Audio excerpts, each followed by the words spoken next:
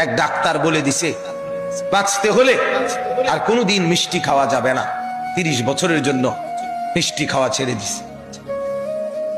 এক ডাক্তার বলে দিছে বাঁচতে হলে আর চিনি দিয়ে চা খাওয়া যাবে না, আজীবনের জন্য ছেড়ে দিছে। আমাকে বাঁচতে হবে। তাহলে আপনাকে যদি শুধু হায়াতে বাঁচতে হয়, আপনাকে তো জাহান্নাম থেকেও বাঁচতে হবে। কথা বলেন না কেন? দুনিয়াতে যেরকম আপনি চাচ্ছেন আমাকে বাঁচতেই হবে, অতএব কষ্ট হলেও মিষ্টি খানা ছেড়ে দিলাম, চিনি খাওয়া ছেড়ে দিলাম, তা আপনি কষ্ট হলেও আপনাকে তো জাহান্নামের আগুন থেকেও বাঁচতে হবে বাপ। তো সেই জাহান্নামের আগুন থেকে বাঁচতে হলে আল্লাহ এবং তার রসুলের নিষেধগুলোও তো ছেড়ে দেওয়া উচিত, গুনাহ তো ছেড়ে দেওয়া উচিত বাপ। আফসোসের বিষয়, একই ব্যক্তি নিজের এই সাইড বোঝে ওই সাইড বোঝে।